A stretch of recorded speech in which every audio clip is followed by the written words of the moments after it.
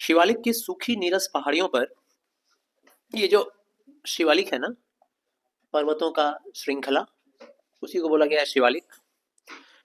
तो शिवालिक की सूखी नीरस पहाड़ियों, शिवालिक की जो पहाड़ियां हैं वो एकदम सूखी हैं, बेजान है, बहुत ज्यादा उसमें रूखा सूखापन है, गर्मी है।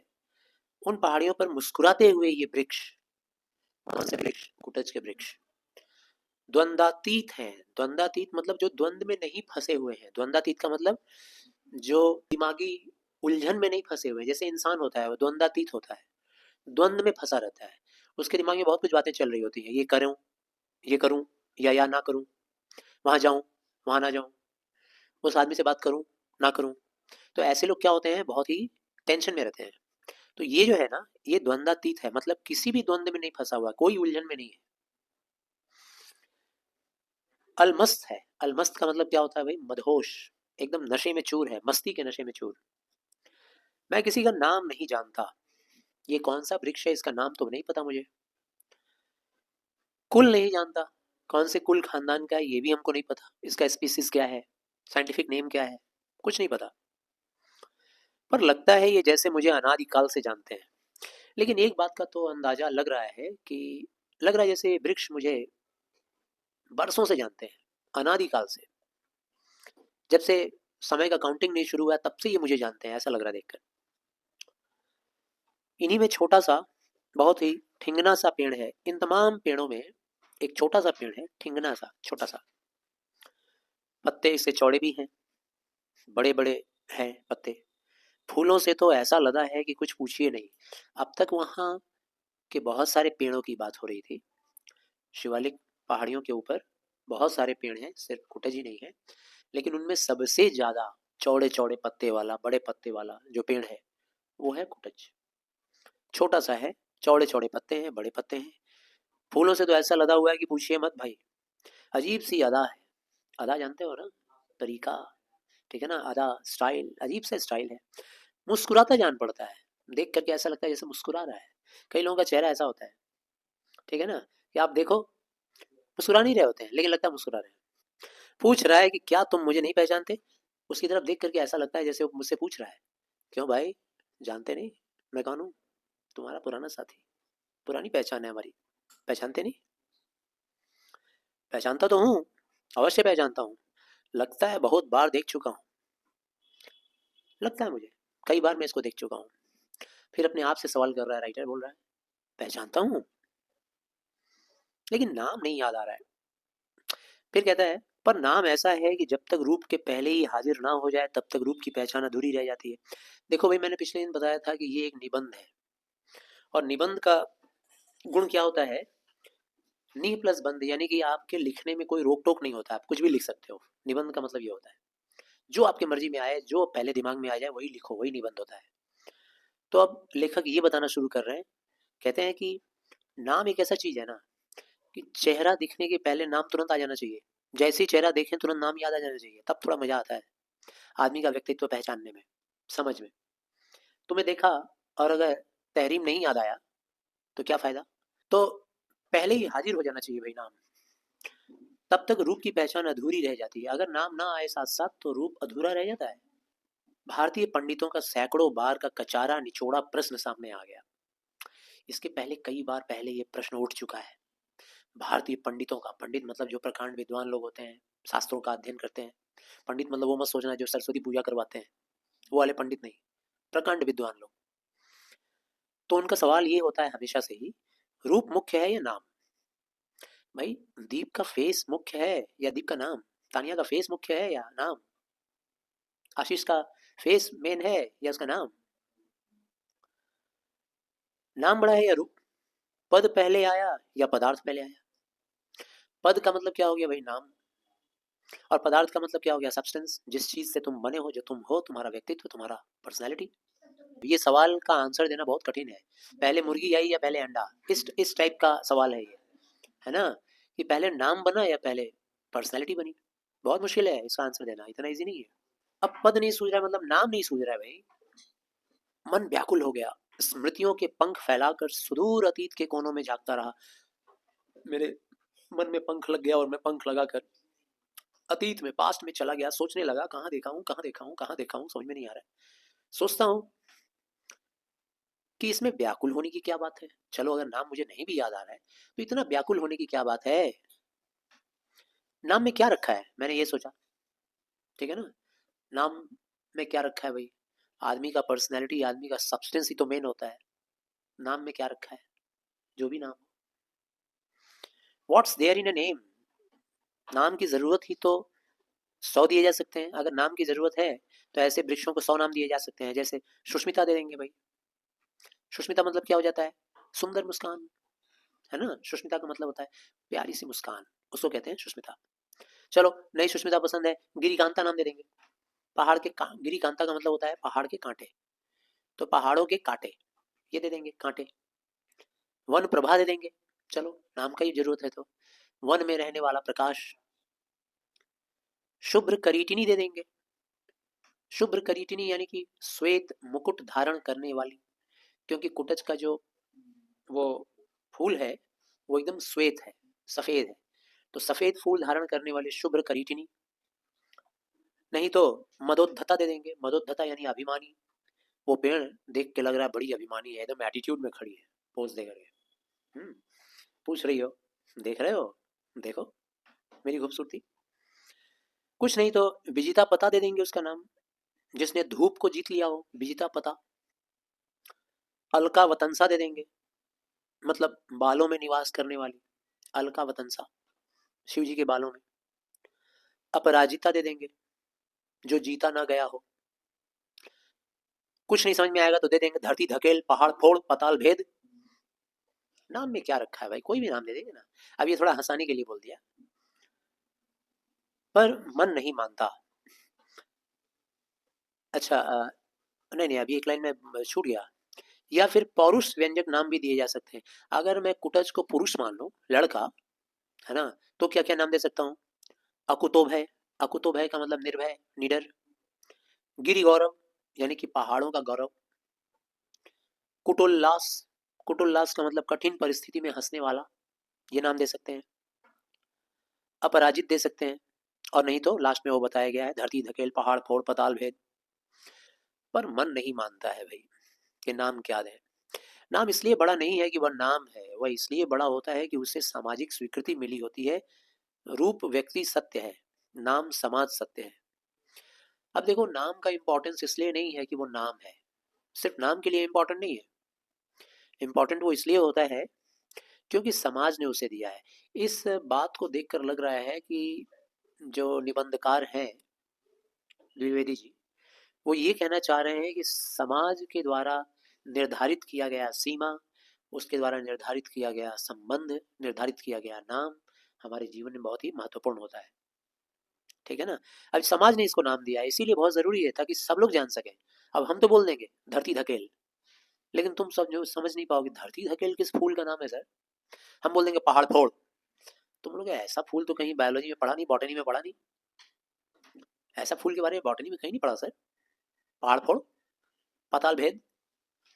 तो नाम एक ऐसा चीज है जो पूरा समाज जानता है, समाज के द्वारा दिया हुआ चीज है। नाम उस पद को कहते हैं जिस पर समाज की मुहर लगी होती है। आधुनिक शिक्षित लोग जिसे सोशल सैंक्शन कहा करते हैं, नाम समाज देता है ना। तो आज के जमाने के जो पढ़े लिखे लोग हैं, जैसे आप हैं, संस्कृति है, सब लोग हैं, ये सब लोग क्या है, पढ़े लिखे लोग। पढ़े लिखे लोग क्या है, इसको नाम को क्या मानते हैं, सोशल सैंक्शन। जब तक तुमको एक नाम नहीं दिया जाएगा सोसाइटी में, तुम रिकॉग्नाइज नहीं किए जाओगे।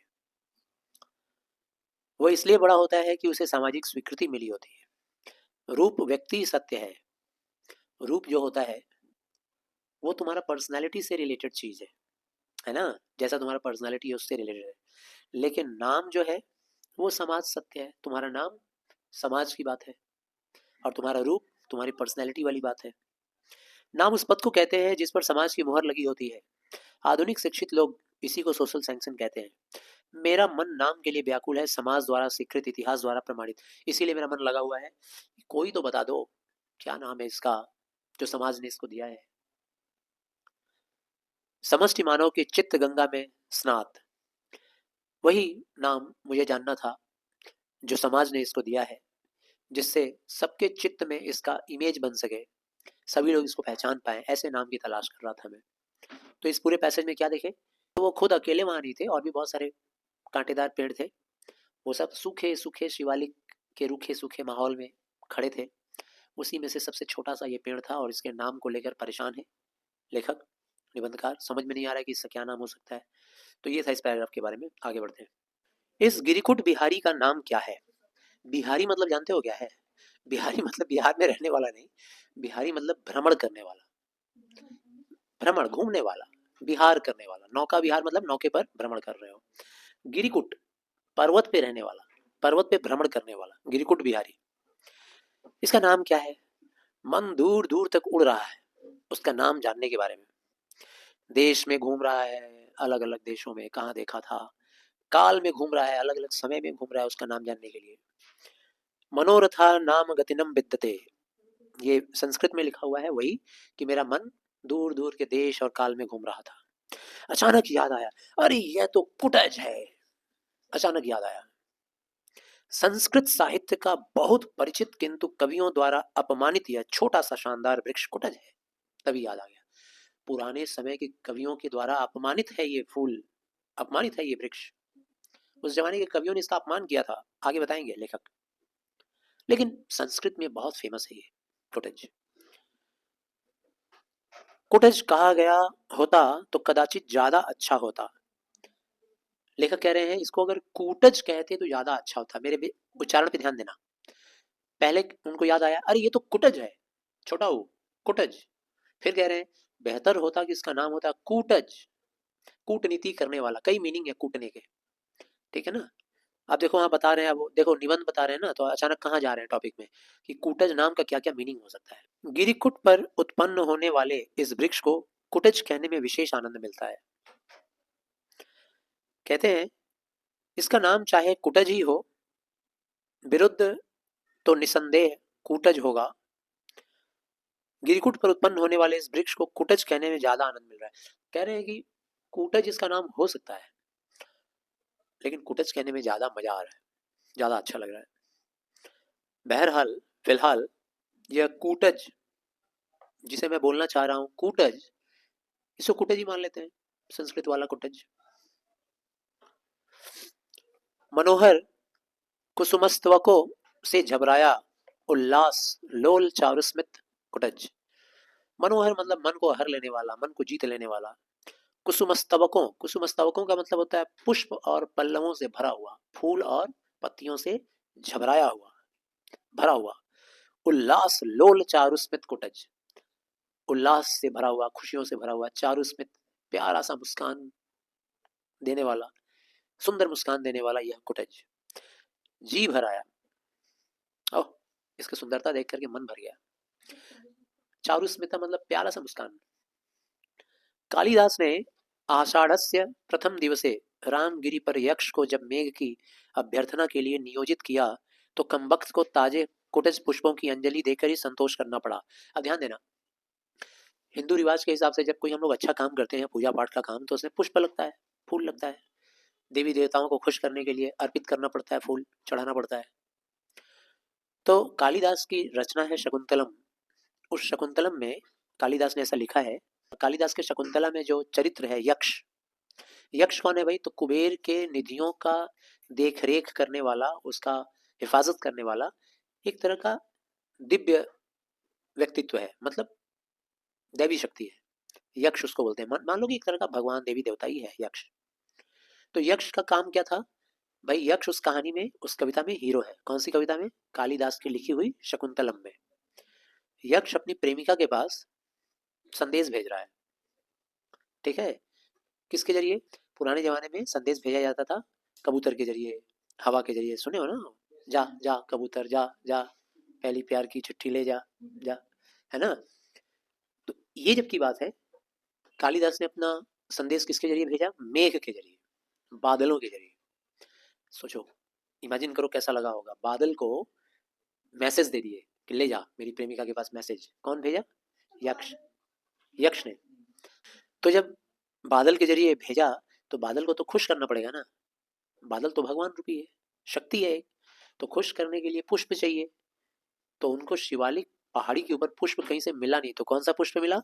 कुटज। कुटज का ही अंजलि लेके चढ़ा दिया, इसी से संतोष करना पड़ा। सोचो, ये उस जमाने में कालिदास का लिखा हुआ रचना में, संस्कृत में तब का फेमस चीज है ये कुटज। चंपक नहीं मिला, चंपक मतलब चंपा फूल। वकुल नहीं मिला, वकुल क्या होता है भाई? ये भी एक तरह का फूल है वकुल। नीलोत्पल, नीलोत्पल मतलब नील कमल, नीलोत्पल कहते हैं। मल्लिका नहीं मिला, मल्लिका भी एक तरह का फूल है। अरविंद नहीं मिला, कमल नहीं मिला। फकत कुटज के फूल मिले। फकत का मतलब क्या होता है? सिर्फ। सिर्फ क्या मिला? कुटज का फूल। यह और बात है कि आज आषाढ़ का नहीं, जुलाई का पहला दिन है। लिख रहे हैं द्विवेदी जी कि आज मैं जो ये बात बता रहा हूँ ना, ये जुलाई का मौसम है, जुलाई का दिन है, आषाढ़ का मौसम नहीं है। यक्ष ने जो भेजा था मैसेज मेघ के जरिए, वो कौन सा मौसम था? आषाढ़, बारिश वाला। तभी तो बादल थे, हमारे पास तो है नहीं। मगर फर्क भी कितना है। बार बार मन विश्वास करने को उतारू हो जाता है कि यक्ष बहाना मात्र है। कालिदास ही कभी शापे नास्तंगमित महिमा, यानी कि शाप से जिनकी महिमा अंत हो गई हो, लेखक कह रहे हैं कि ये सब तो बहानेबाजी है। यक्ष, मेघ, हुआ ऐसा होगा कि कालिदास, जो कि शाप से उनकी महिमा अंत हो गई थी, वो खुद यहाँ आए होंगे, रामगिरी पहुंचे होंगे पहाड़ पर। अपने ही हाथों इस कुटज पुष्प का अर्घ्य देकर उन्होंने मेघ की अभ्यर्थना की होगी। सच्चाई यही है। अब जैसे मान लो कि वो अपना ही एक्सपीरियंस तो लिखे होंगे ना शकुंतलम पोयम में। कहाँ से यक्ष आ जाएगा? देवी शक्ति, आज से 1500-2000 साल पहले ये तो संभव नहीं था। शिवालिक की इस अंतर्युच्च पर्वत श्रृंखला की भांति रामगिरी पर भी उस समय और कोई फूल नहीं मिला होगा। जैसे शिवालिक पे जुलाई के महीने में और कोई फूल नहीं मिल रहा है, सिर्फ कुटज मिल रहा है, ऐसे ही रामगिरी पर भी हुआ होगा। जब आए होंगे कालिदास और पूजा चढ़ाए होंगे, मेघ का पूजा किए होंगे, तो फूल चाहिए था और कोई फूल मिला नहीं होगा, यही मिला होगा। अपनी वाली बात को शकुंतलम पोयम में लिख डाले यक्ष के बहाने। कुटज ने उनके संतप्त चित्त को सहारा दिया था। ये कुटज उनका दुखी दिल को सहारा दिया तब, जबकि कोई फूल नहीं मिल रहा था। बड़भागी फूल है यह। धन्य हो कुटज, तुम गाढ़े के साथी हो। बहुत इंपॉर्टेंट लाइन है। बड़भागी और गाढ़े के साथी बोलने का मतलब जो मुश्किल घड़ी में काम आता है। इस पूरे पैराग्राफ का निचोड़ यही लाइन है कि कुटज क्या है? जैसा भी है, बुरे समय का साथी है। जब कालिदास को कुछ नहीं मिला होगा तो कुटज का फूल मिला। उसी के बारे में उन्होंने यक्ष का जरिया बना करके पोयम लिखा। तो ये गाढ़े का साथी है, मुश्किल घड़ी का साथी। धन्य है कुटज। धन्य का मतलब क्या होता है? धन्यवाद देने लायक। उत्तर की ओर सिर उठाकर देखता हूँ, सुदूर तक ऊंची काली पर्वत श्रृंखला छाई हुई है। एक आध सफेद बादल के बच्चे उससे लिपटे खेल रहे हैं। मैं भी उन पुष्पों का अर्घ्य उन्हें चढ़ा दूं, पर काहे वास्ते? लेकिन बुरा भी क्या है?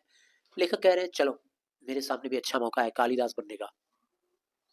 मैं भी बादलों को चढ़ा देता हूँ फूल, जैसे कालिदास ने चढ़ाया था। दूर दिखाई दे रहा है, कुछ कुछ बादल दिखाई दे रहा है आकाश में, उसी बादल को चलो चढ़ा देते हैं। ठीक है ना? यही कुटज का फूल लेकर चढ़ा देते हैं। फिर कहते हैं लेकिन क्यों? हमको तो कोई प्रेमिका के पास भेजना नहीं है मैसेज। फिर कहते हैं और भेज ही देंगे तो क्या खराबी है, XYZ के पास भेज देंगे, कोई नहीं है, ऐसे ही पूजा कर लेते हैं मेघ का। कुटज के ये सुंदर फूल बहुत बुरे तो नहीं है। अब सवाल खड़ा है कि इसकी बेइज्जती क्यों किया पुराने जमाने के कवियों ने? इतना भी बुरा तो नहीं है। जो कालिदास के काम आया हो उसे ज्यादा इज्जत मिलनी चाहिए। कालिदास जैसे महान कवि के काम में जो आ गया हो फूल, ऐसे फूल की तो ज्यादा इज्जत होनी चाहिए ना। फिर बेइज्जती क्यों? लेकिन इसको इज्जत मिली कम है। पर इज्जत तो नसीब की बात है। अब देखो, इज्जत जो इसको कम मिली है, उसके पीछे राइटर का क्या लॉजिक है? इज्जत मिलना बड़े नसीब की बात होती है। तुम लाख अच्छा काम करो, हो सकता है तुमको बेइज्जती मिलेगा रिटर्न में। और तुम बुरा काम करो, हो सकता है तुम्हारा नसीब अच्छा है तो तुमको इज्जत ही इज्जत मिल जाएगा। ठीक है ना? एक पुरानी कहावत है, लाभ हानि जीवन मरण, यश अपयश विधिहान। यश का मतलब होता है इज्जत। ये 6 चीजें भगवान भरोसे होती है, किस्मत के हाथों। एक तो लाभ, एक तो हानि, एक तो जिंदा रहना, एक मर जाना, और एक सम्मान मिलना, और एक बेइज्जती होना। 6 चीजें। ये सब लक का बात है, किस्मत का बात है।